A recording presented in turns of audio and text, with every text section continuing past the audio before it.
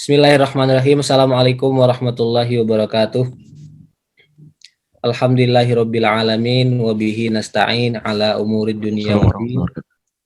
Wassalatu wassalamu ala asyrafil anbiya wal mursalin wa ala alihi wa ashabihi ajmain amma ba'du. Ibu-ibu, Bapak yang dimuliakan Allah, senang sekali kita bisa bertemu lagi pada sore hari waktu Amerika Serikat dan pagi hari waktu Indonesia. Pada kesempatan yang mulia ini, kita PCM Amerika Serikat akan melanjutkan kegiatan reguler kita, Kalammu, Kajian Islam Muhammadiyah Amerika Serikat. Untuk sesi kita pada hari ini, kegiatannya akan berbentuk obrolan, diskusi mengenai buku. Jadi kira-kira bisa disebut bedah buku. Dalam bentuk yang lain, Kalammu bisa dalam bentuk tematik, jadi topik-topik tertentu kita pilih. Tapi untuk sesi hari ini kita akan ngobrol, akan banyak percakapan mengenai buku. Nah, khususnya buku yang akan kita bedah pada hari ini adalah buku yang berjudul Islam in Liberalism. Ini bentuk bukunya, Islam in Liberalism. Ini buku ditulis oleh Joseph A. Masad. Nanti pembicara kita pada hari ini, Ustadz Nur Fajri, akan mengenalkan lebih jauh siapa penulis dan tentu saja apa saja isinya. Tapi ya secara singkat, buku ini terdiri dari 390 halaman, jadi hampir 400 halaman.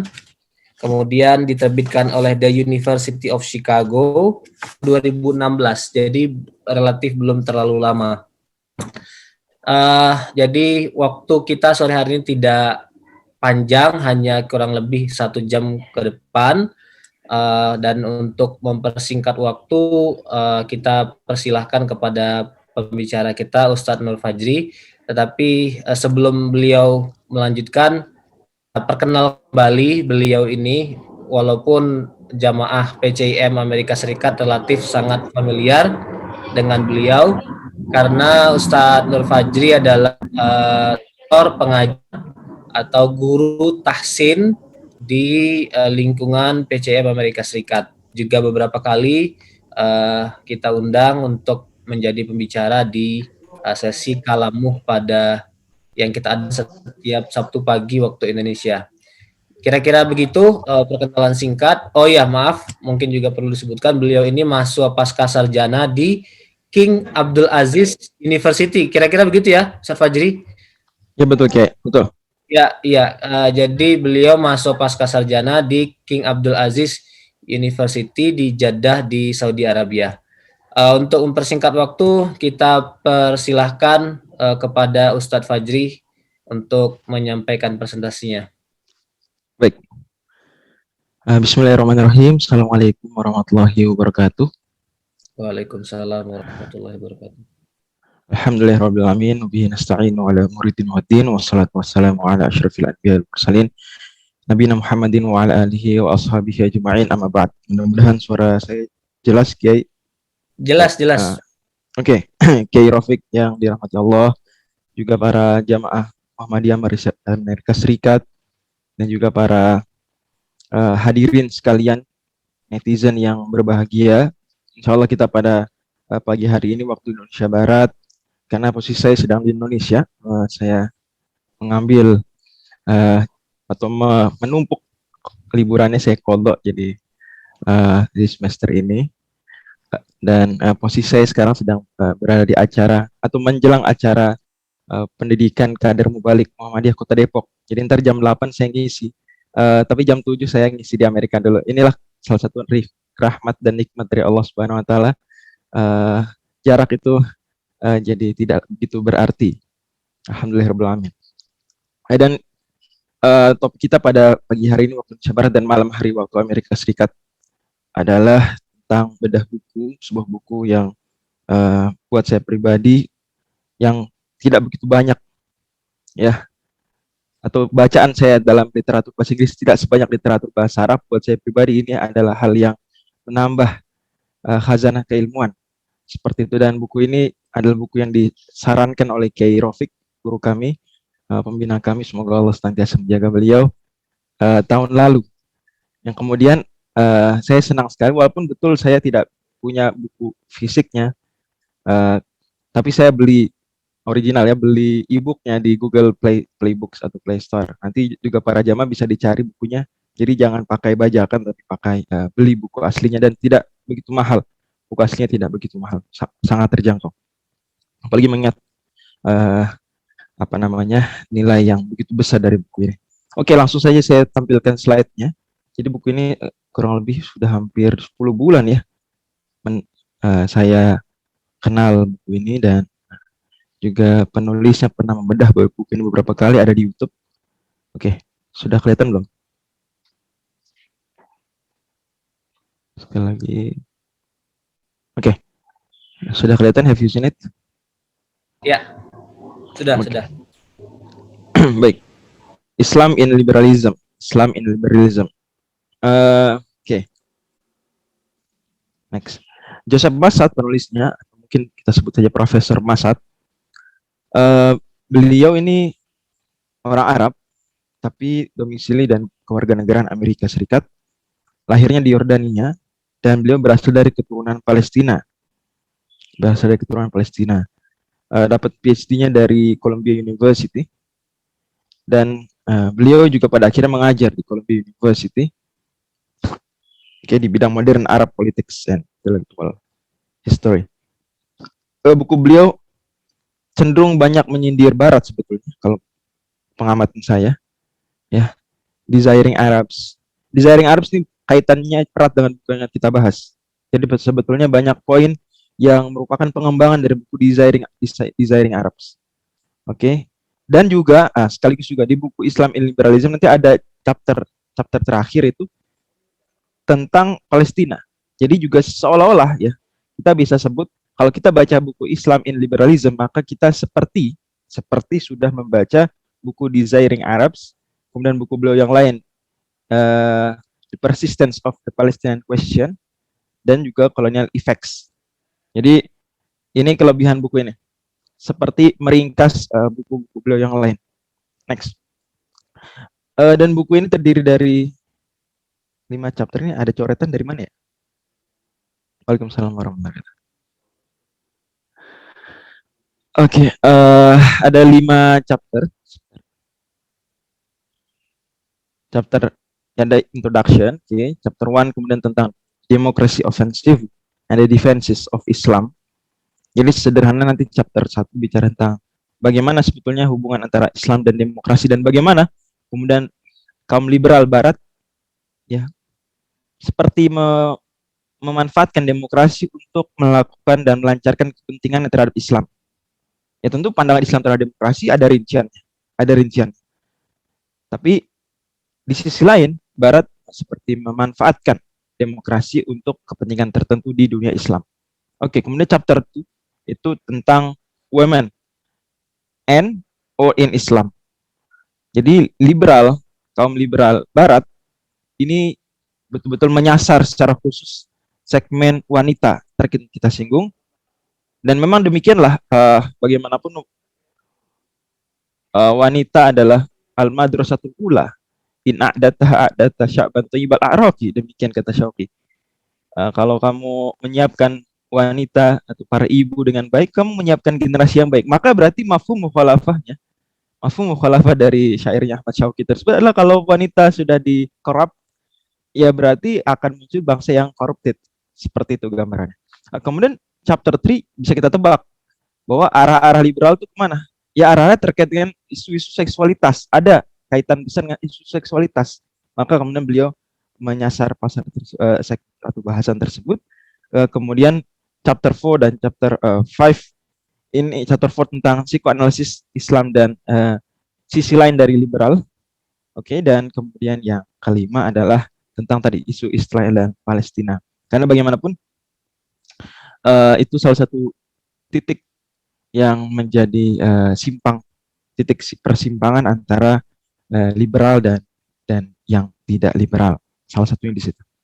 Oke, next. Di introduction Prof. Joseph Massad mengenalkan bahwa Islam ini sebetulnya begitu berperan besar sebelum dan setelah Renaissance. Kalau sebelum Renaissance, perannya adalah peran Islam ini peran intelektual ya. Islam itu menyebarkan ilmu pengetahuan, bahkan kemudian menghidupkan ilmu-ilmu Barat yang sempat tidak terurus, gitu ya. Jadi kita harus akui juga bahwa banyak ilmu-ilmu yang berkembang di medieval Islam itu sejatinya ya pengembangan dari ilmu-ilmu yang ada di uh, Romawi dan Yunani kuno. Maka kita akan jumpai nama-nama mereka dalam buku-buku ulama kita, ya, Jalinus, Aristoteles, Plato, itu tidak asing nama-namanya muncul. Ya tentu nanti pada konteksnya dan masing-masing ulama juga punya pendekatan tersendiri terhadap hal tersebut. Tapi intinya Islam berjasa pra Renaissance, oke, clear itu, terhadap kemajuan Barat. Dan menariknya juga berjasa pasca Renaissance. Mungkin ini pertanyaan, kok bisa pasca Renaissance bukan Islam ini hancur-hancuran? Dunia Islam terjajah dan seterusnya, Islam tidak lagi memegang kendali ilmu pengetahuan dunia. Oh, jawabannya gini, karena kata penulis, Islam was constitutive of Europe and liberalism as real life external other. Jadi Islam itu dianggap pesaing yang hidup, pesaing yang utama. Jadi seolah-olah Barat itu butuh sesuatu untuk mereka jadikan anti role model, mungkin kita bahasakan seperti. Jadi ada role model itu diteladani, diikuti, dan seterusnya. Ini enggak, kebalikannya, anti role model, internal opposite. Ya. Jadi kalau Islam begini, oke, Barat begitu. Islam A, oke, Barat minus A. Islam 3, Barat sepertiga. Seperti itu kurang lebih gambaran. Jadi, dan sampai hari ini kita bisa saksikan sampai hari ini betapa sebetulnya apa yang disebut Samuel Huntington tentang benturan peradaban itu oke lah, saya sendiri pribadi tidak begitu setuju, tapi pada akhirnya memang ada sisi tertentu bahwa Barat itu mengidentifikasi dirinya dengan membuat versi kebalikan dari Islam. Jadi seperti tidak mau bertasyabuh gitu dengan Islam ya, seperti tidak mau bertasyabuh dengan Islam. Oke, kemudian juga mereka membuat kesan, jadi tidak hanya membuat diri sendiri berkebalikan dengan Islam dalam banyak aspek, juga membuat branding seperti itu. Jadi dibuat branding bahwa West is democratic, Islam is despotic, West is tolerant, Islam is intolerant, West is phylogynous, Islam is misogynic. Seperti itu, etc. Jadi membuat branding ke sana, kalau Islam begitu ya berarti Barat begini. Dan itu seperti tertanam sekarang di benak banyak orang, bahkan termasuk benak sebagian Muslim.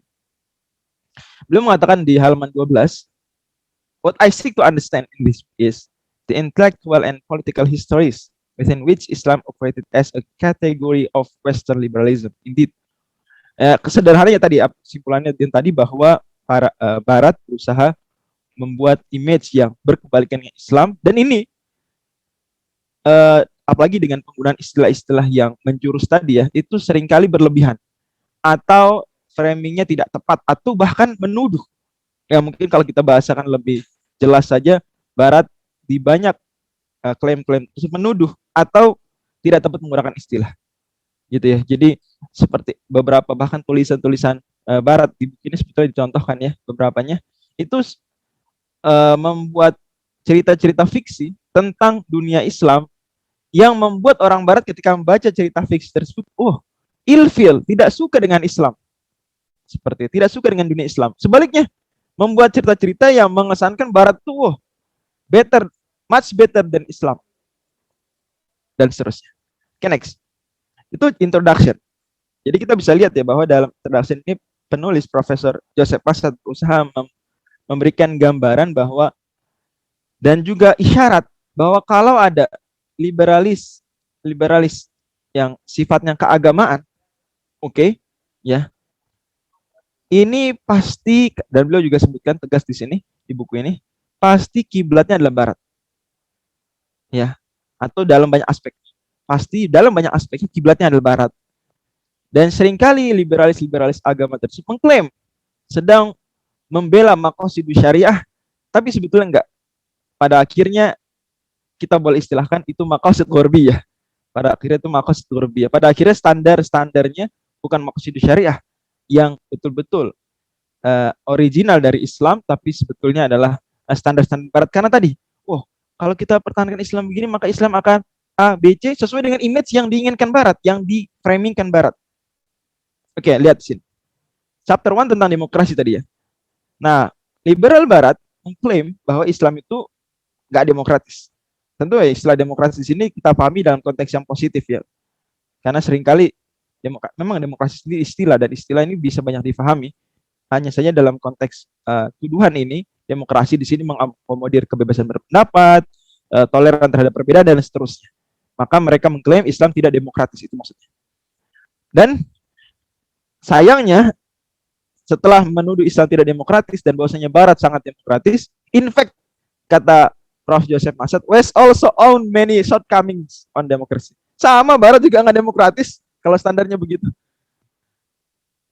Bahkan Prof. Massad kemudian memberikan kepada kita sejarah ringkas bagaimana tidak demokratisnya Barat itu, juga diantaranya dalam bentuk pemikiran dan juga praktek kolonialisme.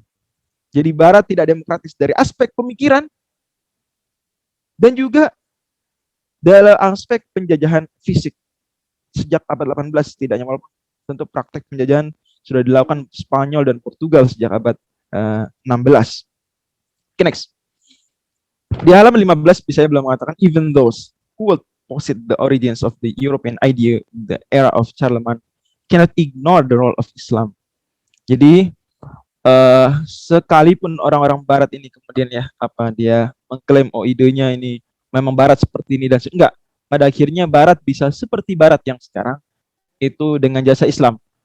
Dengan jasa Islam pra Renaissance sebagai penghidup gerakan intelektual, dan pasca Renaissance untuk memberikan Barat ini anti role model, ya, anti teladan, sosok yang kemudian dijadikan saingan atau lawan.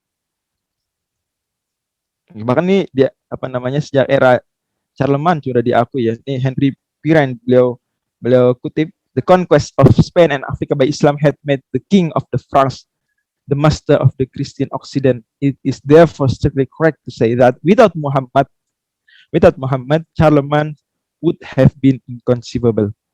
Next, ini pengakuan luar biasa dari sosok Profesor Joseph Massad. Di chapter 2 tadi sudah saya singgung ya, bahwa di antara isu yang paling kentara ya liberal Barat dan juga beberapa kalangan yang kemudian mengkampanyekan apa yang disebut dengan liberalisme agama, religious liberalism, ini adalah isu-isu perempuan, isu-isu wanita. Itu kita bisa saksikan dengan nyata. Ya. Bahkan mungkin ada sebagian kalangan yang memang fokusnya hanya ke arah sana. Baik yang pembela Islam ataupun yang kemudian berusaha atau terpengaruh pemahaman liberalisme beragama. Dan lebih jauh lagi adalah Barat itu sendiri. Makanya kata Prof. Joseph Massad, sama seperti pendekatan demokrasi tadi, bahwa liberal Barat itu membuat kesan dulu Islam tuh misoginis. Nah ini sebetulnya istilah misoginis saya sendiri kurang setuju dimutlakan, apalagi sampai menyebut beberapa nas itu misoginis. Ini secara etika tidak tepat dan secara keilmuan pun nggak akurat. Ya, seharusnya kita jauh lebih beradab lah. Oke, anggap itu benar istilahnya, anggap, tapi coba lebih beradab. Jangan sampai kita menyebut ada nas ya, hadis apalagi ayat itu yang kita bilang misoginis.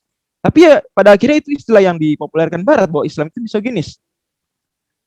Maka mereka kemudian setelah membuat kesan Islam misoginis, dan sayangnya sebagian Muslim atau sebagian orang yang terpengaruh liberalisme agama mengimani, oh iya benar juga ya, iya memang benar Islam misoginis. Nah kemudian datang mereka Barat, liberal Barat, kemudian mengatakan, oh kalau gitu kita akan datang menyelamatkan wanita-wanita muslimah dari Islam yang misoginis. Nah, gitu ya. Terbayang ya. Nah, ini tentu saja nanti ada dua pendekatan yuharrifunal kalima mimba di mawadhi'ih, dan pendekatan yuharrifunal kalima am mawadhi'ihi. Kalau pakai istilahnya Al-Imam Ar-Razi dalam tafsir Mafatihul Ghaib. Nah, Al-Imam Ar-Razi menyebutkan dalam Mafatihul Ghaib bahwa di Al-Qur'an itu Allah kadang menyebut yuharrifunal kalima am mawadhi'ih dan yuharrifunal kalima mimba di mawadhi'ih. Yang yuharifunal kalimah amma wadhihi itu artinya nasnya, ayatnya, hadisnya masuk ke dalam Islam itu dienyahkan, ditolak. Yuharifunal kalimah an mawadhi'. Adapun yuharifunal kalimah mim ba'di mawadhi, maka kata Imam Ar-Razi maksudnya adalah teksnya dibiarkan, ayat dan hadisnya iya nggak ditolak, tapi pemahaman yang seharusnya itu kemudian disingkirkan, diganti dengan pemahaman yang itu sangat tidak sesuai dengan nas itu sendiri, tidak sesuai, tidak dari sisi tekstual, tidak dari sisi kontekstual. Tapi demikian pada akhirnya pendekatan itu terbukti dilakukan. Tapi sayang, Barat yang kemudian klaim datang untuk menyelamatkan para muslimah dari Islam yang disebut misoginis, ini lupa, but they forget that their own societies are marred by misogyny. Lupa Barat bahwa dunia yang mereka sendiri, masyarakat mereka, masyarakat yang sangat misoginis kalau pakai istilah mereka dan standar mereka. Nah, di antara bentuk dan ini sebetulnya berlaku tidak hanya dalam isu-isu kewanitaan ya, tapi juga dalam banyak isu. They want to universalize Western values of woman. Jadi mereka tuh membuat standar, oh enggak, wanita harus begini. Dimanapun, iya dimanapun. Jadi wanita, kalau ada di wanita tempat lain enggak kayak wanita Barat, maka mereka sebut, oh ini tidak seharusnya. Oh ini ketinggalan zaman dan semisal. Oke, terpahami ya sampai sini. Baik. Kemudian belum paparkan ada dua pendekatan Barat terhadap ini. Pendekatan bahwa Barat datang untuk memberikan pengembangan, kemajuan dan kemudian kehidupan yang lebih baik bagi para wanita, dan pengembangan lain bahwa ya menjelek-jelekan Islam atau secara paksaan, larangan keras jilbab atau sejenisnya. Ini ada di beberapa kasus beliau sebutkan, ada, dan pelarangan sempat di beberapa negara Islam ketika dijajah jilbab ini adalah isu yang begitu diperhatikan. Juga isu-isu terkait dengan, maaf, prostitusi juga isu yang begitu dalam perhatian dari para penjajah, kan bagaimanapun itu begitu mempengaruhi pola pikir masyarakat. Jadi ada yang baik, kelihatan baik, developmentalism, ada yang secara pendekatan tegas atau represif lagi. Next. Kemudian berkembang dengan banyak approach, paham-paham apa yang Barat sebut sebagai standar wanita yang seharusnya. Mungkin kita tidak kupas lanjut.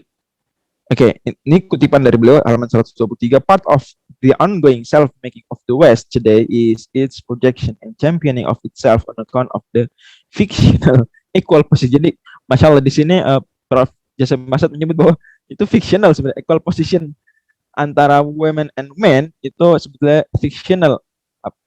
Menurut Jasa Masad, apa yang dipraktikkan Barat dan diinginkan itu fictional.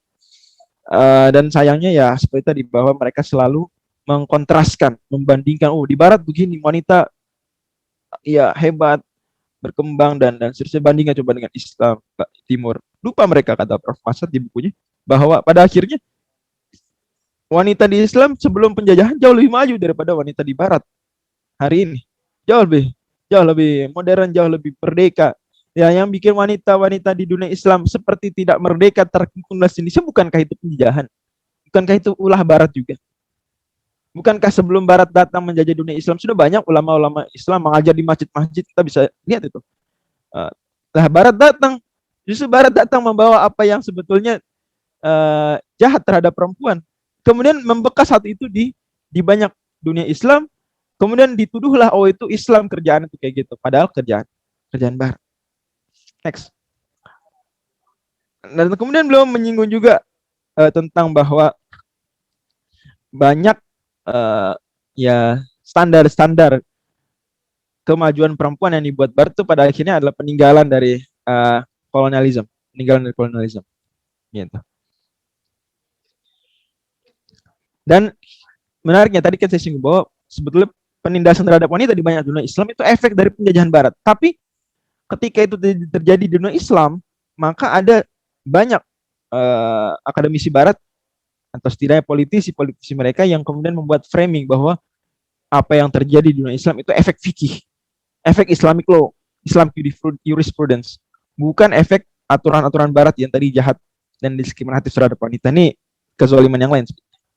Oke, next. Kemudian bawakan contoh ya, banyak statistik terkait ini, saya skip. Isu chapter ketiga tadi sudah saya singgung ya, bahwa orang awam pun tahu ya bahwa di antara isu yang sering didiskusikan di diskusi-diskusi terkait dengan liberalisme, baik liberalisme politik atau liberalisme agama, adalah isu seksualitas. Wabil khusus lebih-lebih di zaman modern ini adalah isu LGBTQ+. LGBTQ+. Kata Prof. Joseph Massad ini semua dari Prof. Joseph Massad ya. How they promote forcingly LGBTQ+ in the entire world. Jadi beliau di chapter ini menjelaskan bagaimana kemudian secara paksa ya LGBTQ+ ini dipromosikan seantero dunia. Pokoknya ya dunia harus kenal ada namanya LGBTQ+, harus malah eksis di negara-negara mereka, harus mendunia dan sebagainya. Nah, Joseph Massad menariknya di buku ini secara eksplisit ya, nama-namanya disebutkan, mengkritisi sebagian aktivis-aktivis Arab, disebut aktivis ya, yang justru malah membantu kerjaan Barat dalam hal ini, justru nggak kritis, harusnya kritis, ini enggak.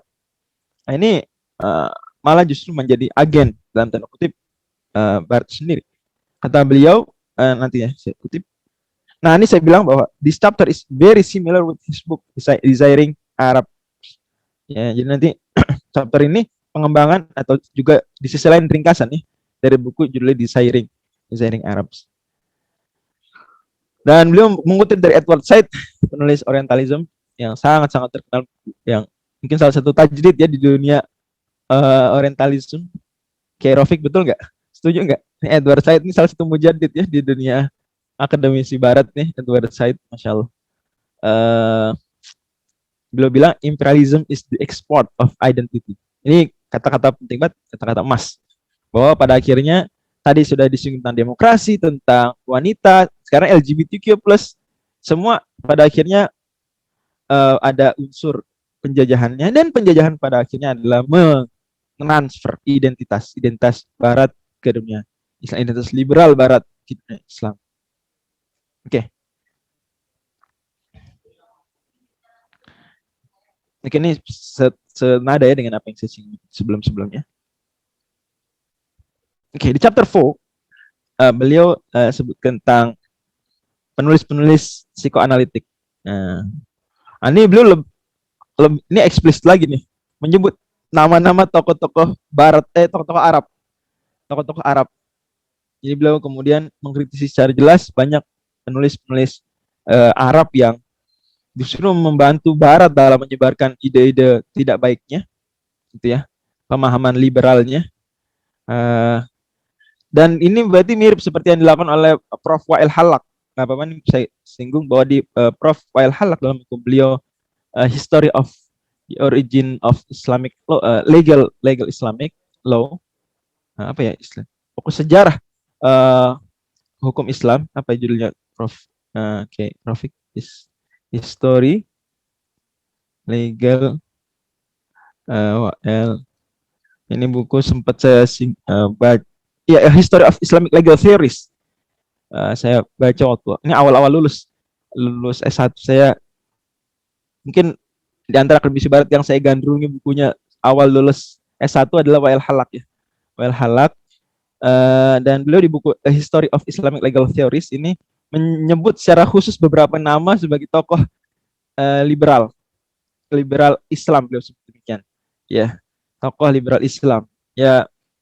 Jadi mirip seperti Joseph Massad menyebut secara khusus nama-nama tokoh-tokoh Arab, pun demikian Wael Halak juga menyebut nama tokoh-tokoh tersebut. Dan dari sini kita paham ya bahwa kok bisa orang Barat itu menyadari, aware, ini pemikiran penulis Arab yang satu ini A, B, C, X, Y, Z, tapi kita sering yang penting orang Arab, yang penting tulisan Arab, terus kita adopsi pemikirannya, tidak kritis. Ini juga PR buat kita, harusnya tidak seperti itu. Harusnya kita aware juga bahwa ada spektrum di penulis-penulis Arab, tidak semuanya kemudian mewakili barisan ulama, apalagi kita sebut sebagai ulama. Maka ini penting di sini diingat ya. Prof. Wael Halak, Prof. Joseph Massad begitu aware terhadap isu seperti ini. Kita juga kalau bisa meneladani mereka, paham, oh ini penulis satu ini memang kecenderungannya begini. Dan tentu tidak stereotip, apalagi sampai main ad hominem. Pada akhirnya kita juga harus membaca, melihat, dan ada pembuktian. Saya sering mendengar ada sebutan, oh tokoh ini A, tokoh ini B. Saya sendiri orang yang tidak suka percaya begitu saja. jujur saja Kiai Rafiq, dan ini Kiai Rafiq juga ajarkan prinsip seperti ini, saya selalu ingat. Pada akhirnya saya selalu ada tokoh yang kemudian disebut pemikiran A, berpemikiran B, saya langsung beli bukunya. Saya baca betul-betul bagaimana sih dia tuh, separah itukah, atau ada videonya saya tonton.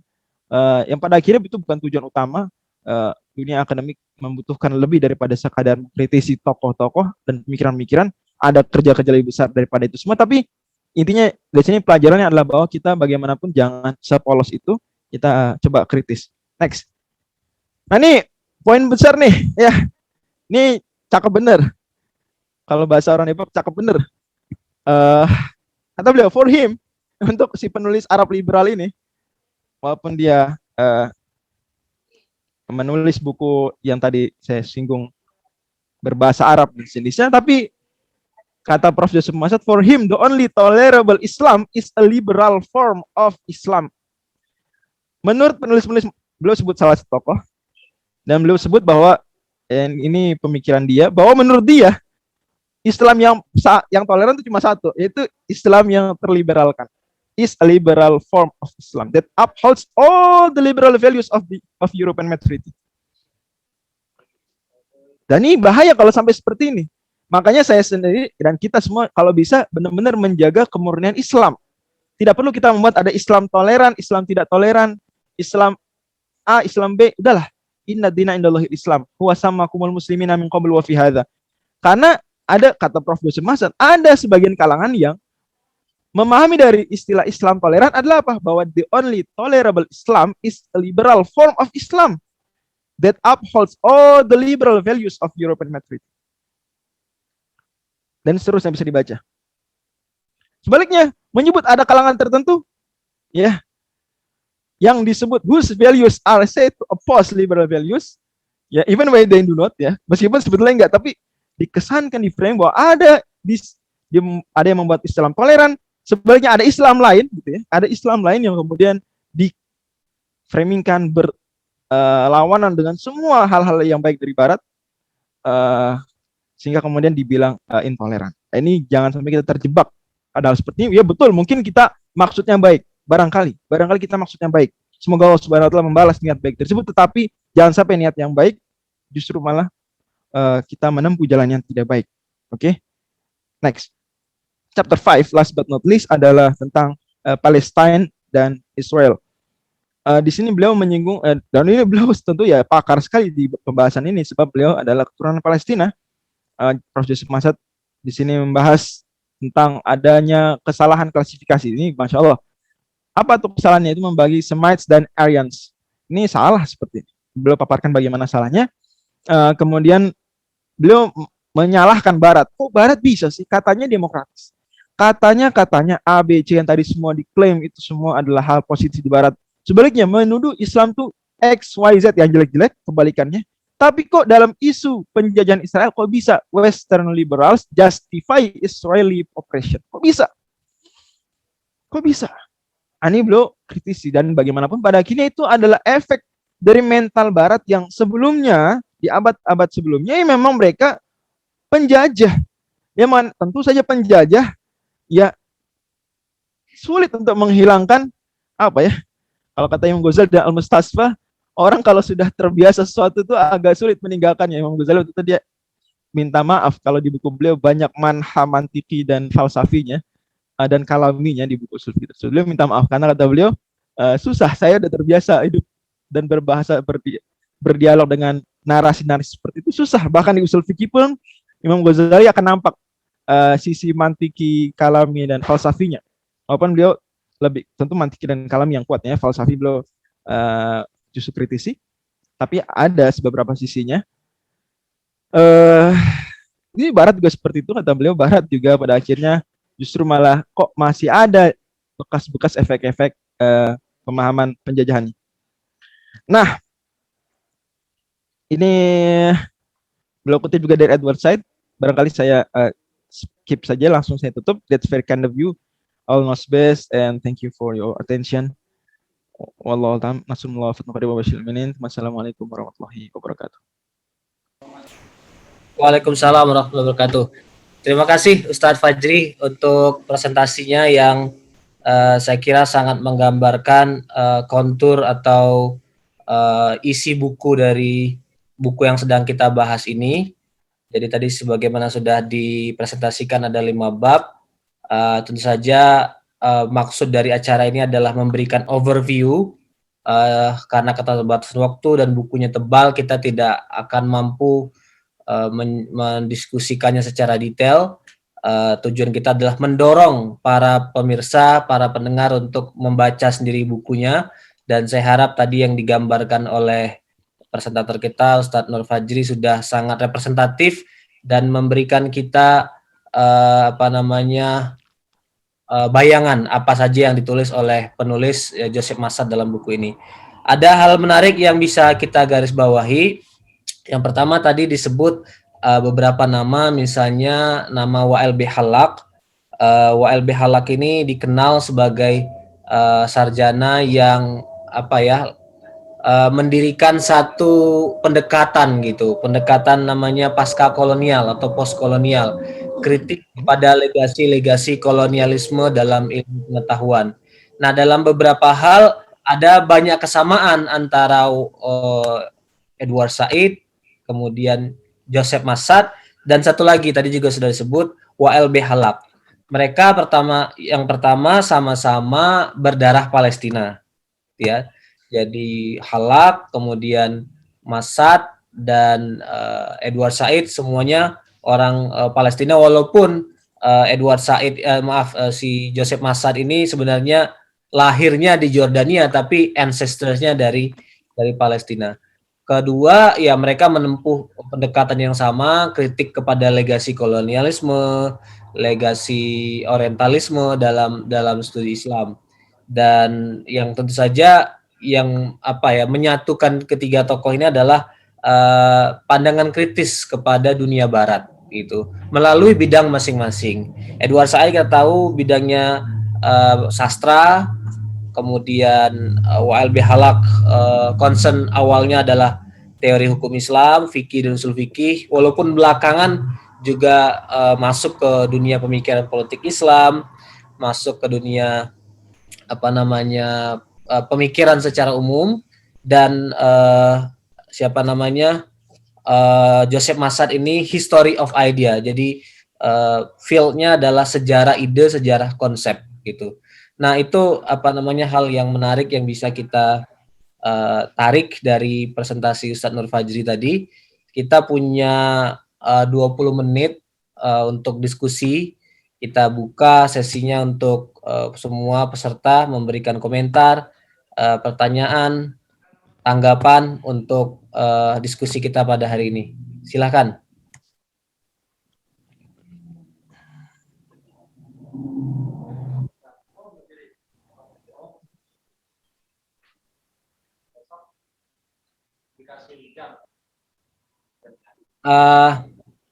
Ada yang ingin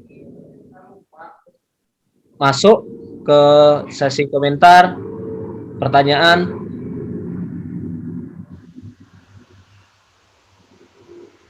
Oke, sementara sambil menunggu ini ya, yang lain mungkin menyiapkan pertanyaan dan komentar, kita kembali ke Ustadz Fajri dulu.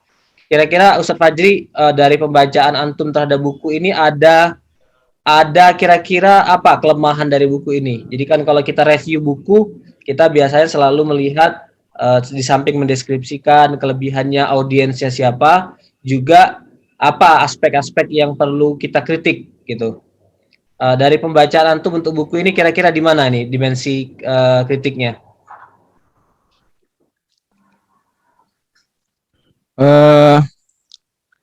Sebetulnya saya nggak terlalu pede ya dalam banyak kondisi situasi untuk mengkritik orang, apalagi mengkritik seorang tokoh besar ya. Cuma memang sebuah keharusan sih, dan pada akhirnya itu akan saya temukan, walaupun saya tidak ungkapkan dengan lisan, saya temukan juga dengan mata saya atau dengan hati saya sisi-sisi yang kurang dari buku ini. Mungkin buku ini kurangnya adalah ini, Ustadz Kiai Rafiq, pemberian contoh di beberapa teori itu buat saya pribadi kurang mengena. memang sih beliau di isu perempuan, di isu LGBTQ+ itu begitu bagus paparan contohnya. Tapi ketika membahas tentang isu tadi psikoanalitik itu aku agak kurang. Kemudian juga tentang konsep demokrasi, beliau memang ya sama seperti banyak penulis barat itu yang langsung memahami. Oh iya, lebih parah daripada itu sebetulnya adalah mendefinisikan liberalisme. Beliau lupa atau kan lupa lebih tepatnya. Sengaja udahlah udah terkenal gitu. Jadi tidak mendefinisikan liberalisme. Kak, saya sendiri ketika mau buat slide ini, kan di awal bagus ya kalau kita definisikan apa itu liberalisme. Kan gitu ya. Dan karena ini udah buku Prof. Joseph Massad, ya saya mau ngambil dari buku ini sendiri definisi dari liberalisme. Tapi nggak nemu di buku ini. Ini juga justru ya mungkin bukan lupa kalau buat saya pribadi, tapi ya beliau menganggap itu sudah ma'ruf, sudah terpahami atau buku lain sudah bisa mengcover isu tersebut. Tapi pada akhirnya sehingga itu membuat kita pembaca khawatirnya itu nggak memahami ini dimaksud liberalisme ini apa. Liberalisme yang mana, kan liberalisme banyak pada akhirnya. Walaupun kita kalau sudah baca, oh paham arah liberalisme, dan pada akhirnya semua liberalisme ini ada titik temunya. Saya sudah singgung tadi bahwa yang beliau sebut dengan a liberal form of Islam, beliau sebutnya gitu, a liberal form of Islam, itu pada akhirnya memang klop sekali dengan liberalisme di Europe yang berkembang pasca Renaissance. Jadi, tapi beliau pada akhirnya tidak mendefinisikan. Kan kalau fatwa MUI tahun 2005 kita tahu ya tentang bahwasanya ada paham liberalisme itu bertentangan dengan Islam gitu isi fatwanya tanggal 28 Juli itu ditandatangani waktu itu ketua komisi fatwa masih Romo Yai Ki Haji Dr. Ma'ruf Amin, semoga Allah menjaga beliau ya, wapres kita yang sangat kita hormati. Waktu itu beliau ketua komisi fatwanya tahun 2005 MUI pusat merilis fatwa tentang liberalisme. Di situ jelas liberalisme didefinisikan yaitu paham-paham yang memahami nas Al-Qur'an itu sekehendaknya sendiri dan begitu dalam tanda kutip meninggikan akal pikiran, jadi menjadikan akal pikiran sebagai sumber utama. Coba nanti teksnya saya lihat sebentar. Teks fatwanya gini. Liberalisme agama adalah memahami nas-nas agama, Al-Quran dan Sunnah dengan menggunakan akal pikiran yang bebas dan hanya menerima doktrin-doktrin agama yang sesuai dengan akal pikiran semata. Kemudian pada akhirnya di ketentuan hukumnya MUI Pusat katakan pluralisme, sekularisme, dan liberalisme agama sebagaimana dimaksud pada bagian pertama adalah paham yang bertentangan dengan ajaran agama Islam. Kemudian juga umat Islam haram mengikuti paham pluralisme, sekularisme, dan liberalisme agama. Nah, tapi ini sudah didefinisikan. Kalau di buku ini nggak didefinisikan, walaupun memang terpahami dari paparan. Itu barangkali kalau mau boleh dikritik itu yang paling besar kalau buat saya pribadi. Sama tadi contoh-contohnya masih kurang greget. Profil Halak tuh lebih berani dibandingkan Prof. Joseph Massad. Ya mungkin senioritas atau ya karakter pribadi masing-masing tokoh ya. Profil Halak tuh nggak ampun-ampun deh kalau udah membuat statement kata-kata itu pilihan diksinya bahkan diksi yang mencolok. Profil Halak. Contoh-contohnya juga tegas. Beliau malah sebut-sebut nama-nama besar. Nama-nama besar yang kita nggak berani sebut kritik gitu ya. Itu Profil Halak berani dengan beraninya. Ya beliau otoritatif untuk itulah. Joseph Massad enggak. Tokoh-tokoh yang Joseph Massad singgung itu tokoh-tokoh yang kita malah nggak kenal. Cenderung banyak dari kita nggak kenal. Kalau yang padahal sebut tokoh yang disinggung tentang di chapter 4 tentang psikoanalitik. Tokoh-tokoh yang disinggung Profil Halak itu tokoh-tokoh terkenal. Yang mungkin dewa buat sebagian kita. Wah, tokoh besar. Tapi dikritik. Dijelaskan bahwa mereka termasuk orang-orang yang mendukung a liberal form of Islam. Gitu ya. Kalau Joseph Massad enggak. Joseph Massad enggak nyinggung tokoh-tokoh tersebut. Enggak tahu kenapa. Enggak sebut tokoh-tokoh yang kelasnya di bawah atau popularitasnya di bawah. Ya, pada bagaimanapun buat saya pribadi ini juga tambahan wawasan. Jadi kita kenal tokoh-tokoh tadi, tapi juga di sisi lain seperti ada sesuatu gitu yang Joseph Massad hindari. Wallahu a'lam.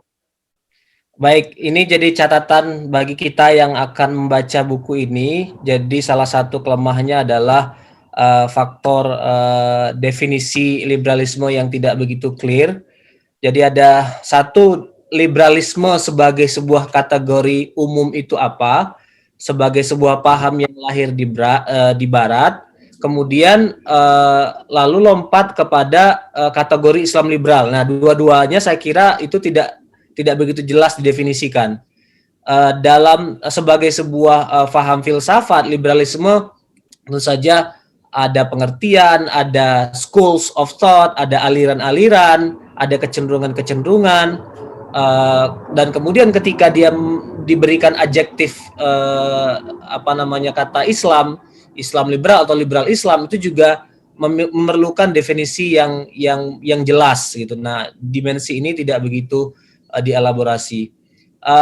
Juga tadi begini, yang menariknya juga dari buku ini adalah beliau ini kan outsider ya. Outsider itu artinya non-Muslim. Tapi kecenderungan mengadvokasi Islam. Tentu saja Islam dalam perspektif tertentu. Seperti juga WLB Halak ini kan dia non-Muslim. Tapi mengadvokasi Islam. Tetapi Islam yang diadvokasi adalah, kalau WLB Halak kecenderungannya Islam tradisional. Saya pikir juga arahnya Joseph Massad juga tidak terlalu jauh gitu. Dan ada kecenderungan antagonisme kepada reformis Muslim. Nah, nanti bisa Ustadz Nur Fajri mungkin agak singgung. Kalau nggak salah di buku ini di bab pertama misalnya tentang Islam demokrasi, dia mengkritik Abduh. Abduh itu kan apa ya? Simbol dari modernisme Islam, reformasi Islam, dan jadi rujukan orang Muhammadiyah gitu. Tapi bagi orang seperti Joseph Massad, oh tidak, Abduh itu ditunjuk oleh dulu gubernurnya Inggris untuk wilayah jajahan Mesir gitu. Jadi Massad, Halak itu nggak begitu simpatik dengan gerbongnya Abduh. Ada Abduh sendiri, ada Rosyid Ridho, ada Al-Kawakibi gitu. Karena yang dibawa ini adalah sensibilitas Barat gitu dalam membaca Islam. Nah, yang seperti itu akhirnya yang membuat kita juga akhirnya bertanya, yang Islam kan kita gitu. Tapi kenapa Anda ikut mendefinisikan gitu kan? Kenapa Anda ikut mengkritik suara dari dalam gitu? Oleh orang-orang seperti Halak dan orang-orang seperti Massad, Abduh yang memang menyuarakan modernisme Islam, suara Islam sepertinya adalah suara Islam Barat gitu, Islam Enlightenment Islam gitu. Nah, yang seperti itu juga akhirnya muncul reaksi kan dari sarjana-sarjana Muslim gitu. You go too far.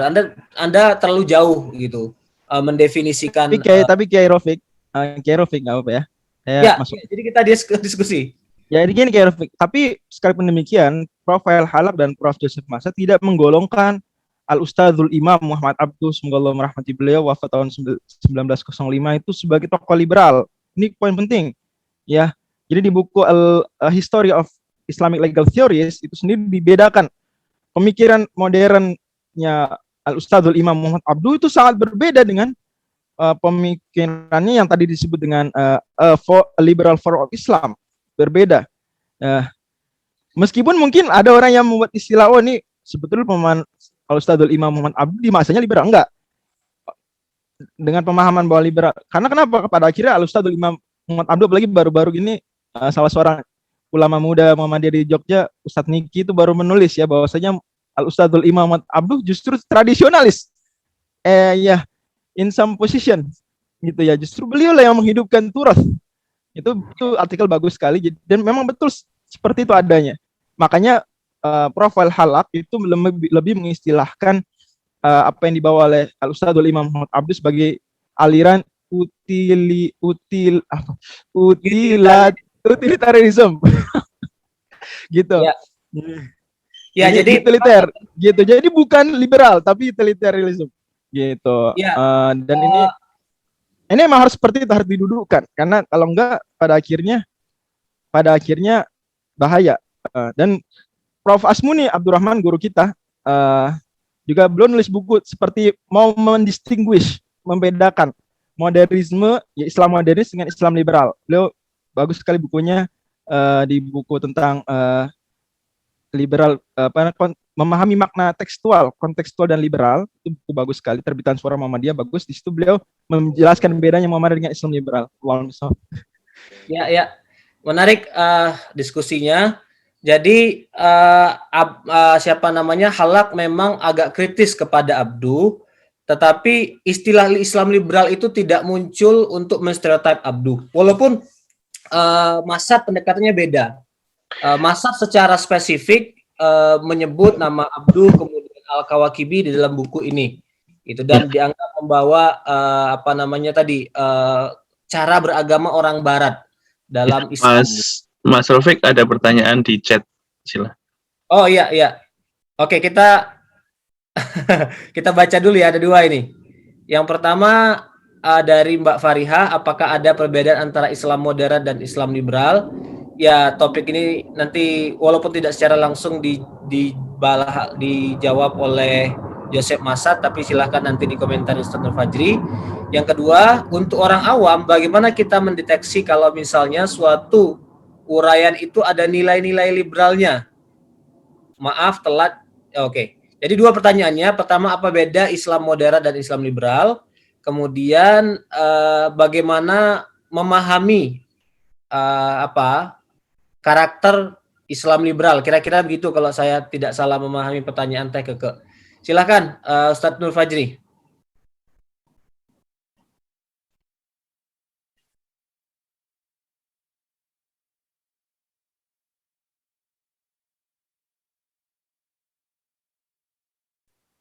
Tes. Oke. Perbedaannya sudah dipaparkan sebetulnya di bukunya Prof. Wael Halak. Ya, memang di buku ini Prof. Joseph Masad nggak singgung itu karena bukan itu tujuan bukunya. Prof. Wael Halak di buku History of Islamic Legal Theories itu bagus membedakan. Juga Prof. Asmuni Abdurrahman juga di buku beliau memahami makna kontekstual, tekstual, dan liberal juga membedakan bahwa Islam modernis itu tidak keluar dari apa yang disepakati atau hal-hal qat'i dalam Islam. Islam modernis Islam tidak keluar dari hal-hal qat'i dalam Islam. Bahkan menghidupkan ulumul Quran, menghidupkan ulumul hadis, menghidupkan dan memaksimalkan usul fikih. Gitu. Maka kita bisa dapati mereka pun pada akhirnya begitu telaten mengkaji turas, ya. Walaupun mungkin disalahpahami seolah-olah modernis ini tidak baca turas. Enggak, sebetulnya kalau kita lihat profil hidupnya para tokoh-tokoh modernis, itu mereka justru yang menghidupkan turas. Makanya bagus kalau didudukkan. Tapi menghidupkan turas dengan pembacaannya yang sudah ada ruh modernnya, itu bedanya. Jadi sering mengambil turas itu ruhnya, tapi tidak keluar dari hal qat'i yang disepakati dan dalam Islam. Diambil ruhnya. Justru mengakomodir pada akhirnya kemajuan barat. Malah kalau boleh saya bilang sebetulnya di setiap zaman kita dapati banyak modernis. Ada modern setiap zaman gitu. Jadi apa yang hari ini kita bilang mereka ini ulama klasik, sebetulnya di zamannya mereka itu modernis. Karena apa? Karena begitu pandai dan cerdik mengakomodir kemajuan di zamannya dan menggunakan turas untuk memahaminya. Kita bisa bolehlah sebut Al-Imam Al-Ghazali itu sebagai modernis di zamannya, bolehlah kita sebut demikian. Yang mujadid di setiap zaman, yang mujadid abad kedua Al-Imam Syafi'i, mujadid abad ketiga Al-Imam Ahmad, mujadid abad keempat Al-Imam Abdul Hasan Al-Asy'ari, abad kelima Al-Imam Al-Ghazali, abad 6 Al-Imam Ar-Razi, abad 7 Syekhul Islam Ibnu Taimiyah. Terus begitu. Itu di setiap zaman mereka menghadapi tantangan. Ada pihak yang merasa mereka membawa sesuatu yang baru. In fact nggak gitu. Al-Imam Al-Ghazali tidak datang membawa sesuatu yang baru. Syekhul Islam Ibnu Taimiyah tidak datang membawa sesuatu yang baru. Al-Imam Asyuti mujadid abad 9 tidak datang membawa sesuatu yang baru. Tapi mereka cerdas. Bagaimana kemudian turas ini dimaksimalkan, oke? Kaidah-kaidah tafsir, kaidah-kaidah hadis dimaksimalkan untuk memahami apa yang baru. Dan baru ini tidak ditolak sementah-mentahnya. Itu modernis Islam. Adapun liberal, maka itu enggak gitu. Justru mereka, ini saya bacakan teksnya aja ya. Jadi saya bacakan teksnya Prof. Asmuni menyebutnya. Kalau ini keluar, kalau mereka Islam liberal ini keluar, masalah mulghah dipakai. Jadi kalau Islam modernis ada masalah mulghah, jadi dianggap masalah oleh kita, padahal oleh Islam dianggap itu bukan masalah. Maka nggak diteruskan. Nggak diteruskan. Kalau Islam liberal enggak. Masalah mulghah justru dipakai.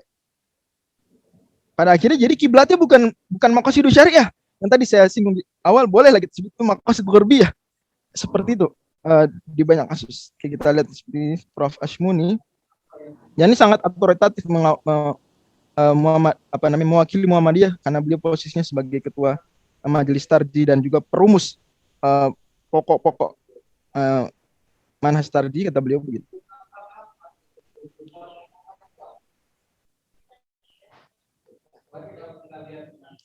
Oke. Kesimpulannya adalah ulama pembaruan alam Muhammad Abduh termasuk Muhammadiyah masih dalam koridor ulumul Quran dan ulumul hadis yang ada dengan pembaruan, sedang aliran liberalis menghendaki perubahan total tanpa mempertimbangkan ulumul Quran dan ulumul hadis.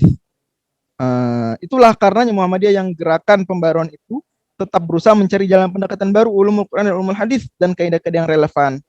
Dengan pembaruan itu kita tetapkan metode-metode yang tidak menyimpang dari jiwa nas kita gunakan untuk memecahkan persoalan masa kini dan mengantisipasi masa mendatang. Ini ditulis oleh Prof. Ashmuni, Ketua Majelis Tarji tahun 1995, halaman 87 di buku yang tadi saya singgung. Wallahu a'lam bishawab. Itu untuk jawaban pertanyaan pertama ya, bedanya. Adapun kalau di sini pertanyaan kedua, untuk orang awam bagaimana mendeteksi suatu aliran itu ada nilai-nilai liberalnya? Buat saya pribadi, orang awam jangan terlalu jangan terlalu pusingin ini. Orang awam jangan terlalu, ini tugas intelektual, tugas ulama. Orang awam jangan kebiasaan mengkritisi tokoh. Oke? Ini saya ingatkan, jangan kebiasaan kita sebagai orang awam itu fokusnya pada tokoh, pada nama, jangan. Ya walaupun itu kecenderungan awam ya, tapi kalau bisa dilatih, jangan. Lebih fokus kita pada pemikiran. Oke? Nah, sekarang gini, jadi kita bukan masalah siapa tokoh liberalnya, tapi mana uraian yang ada nilai liberalnya. Nah, itu. Nah, mungkin sense awalnya adalah, atau prinsip awalnya, jangan mudah menuduh. Prinsip awal jangan mudah menuduh. Karena berat. Untuk tahu itu liberal apa enggak, kita mesti tahu hal-hal mendasar dan penting dalam Islam. Nah, kita nggak punya bekal untuk ke situ. Jadi sulit. Tapi kita boleh lah punya sense. Biasanya apa? Ini menyelisih ijma' yang qat'i, yang jelas, atau sesuatu yang maklum nadimi darurah, itu boleh orang awam. Kita ngelihat ada uraian, pada akhirnya berujung bahwa agama lain yang hari ini ada itu benar juga. Bahwa nggak cuma Islam yang agama sebelah bisa masuk surga juga. Itu kan berarti kok bisa gitu? Sementara maklumun nadini bidarurah, telah jelas dalam agama Islam bahwa yang benar cuma Islam, yang lain salah dan yang lain pasti masuk neraka. Artinya ya hukumnya seperti itu kan. Maka kalau ada uraian berarti ini sudah mulai. Atau menyebut bahwa yang namanya Islam itu nggak cuma Islam yang ini, tapi bisa juga Islam itu mencakup agama kembar sebelah. Atau itu masalah lagi. Itu contoh. Atau ada yang bilang sholat 5 waktu puasa Ramadan tidak wajib. Itu masalah. Seperti itu. Wallahu a'lam. Itu barangkali sekaligus penutup mungkin. Sudah pukul 7.59 di sini. Silakan. Ya, terima kasih Ustadz Fajri. Sebagaimana tadi kita sampaikan di awal pembukaan diskusi, acara ini hanya berlangsung 1 jam. Ustadz Fajri akan ada material lain yang perlu disampaikan di forum yang lain juga. Jadi untuk sesinya kita cukupkan sekian. Kita aturkan terima kasih yang sebanyak-banyaknya. Tapi saya kira kita mendapatkan poin-poin penting, sekaligus juga pengayaan. Jadi diskusi buku, tapi ada rasa tafsirnya, ada rasa usul fikihnya, bahkan ada tadi kayakan diluaskan dengan buku-buku lain seperti bukunya Prof. Asmuni. Jadi itu jadi sangat thought provoking bagi kita semua. Mudah-mudahan kita tergerak untuk baca lebih jauh buku ini. Kita sekali lagi ucapkan terima kasih ke Ustadz Nur Fajri, dan kita akhiri pertemuan kita pada sore hari ini dengan membaca hamdalah alhamdulillahirabbil alamin. Kita tutup dengan assalamualaikum warahmatullahi wabarakatuh.